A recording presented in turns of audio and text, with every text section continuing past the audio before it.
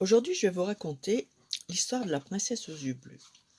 C'était une princesse magnifique. Elle avait d'immenses yeux bleus et des cheveux blonds qui lui descendaient jusqu'à la taille. Elle portait une robe bleue assortie à ses yeux. La princesse regardait par la fenêtre. De grosses larmes coulaient sur ses joues. Elle attendait son prince qui devait la demander en mariage à son père. Quand elle le vit arriver sur son grand cheval blanc, un sourire se dessina sur son visage. Il était si beau. Ses cheveux étaient d'un noir ébène, ses yeux foncés se radoucirent quand il l'aperçut derrière sa fenêtre en haut du château. Il lui adressa un signe.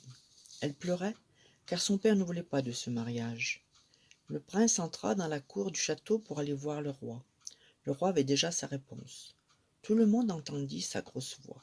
« Si vous voulez ma fille, il faudra tuer le dragon de la montagne. Il se cache dans la grotte sur la colline.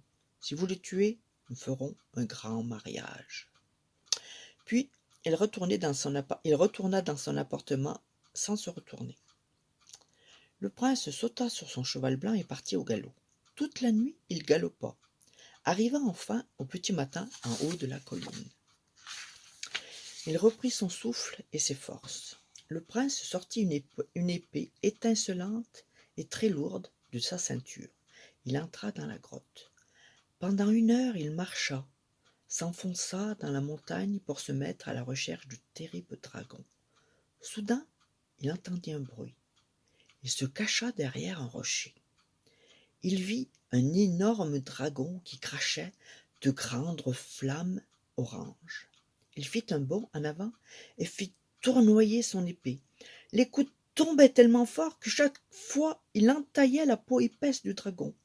Celui-ci commençait à donner des signes de faiblesse. Il perdait beaucoup de sang. Au bout d'un moment, le dragon tomba, inanimé, terrassé. Le prince s'approcha et vit que le dragon ne respirait plus. Il découpa une oreille pour prouver qu'il était bien mort. Le prince était exténué. Il retourna à l'entrée de la grotte, se coucha et s'endormit. Le lendemain matin, il se réveilla à l'aube, rentra chez lui, prit son plus beau costume pour se présenter à la cour.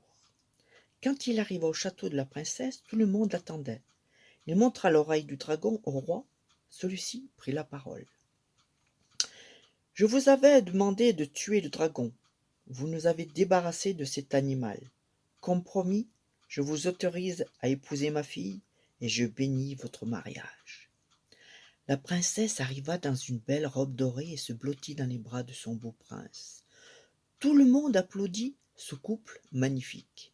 Le lendemain fut célébré le plus grand mariage de l'époque.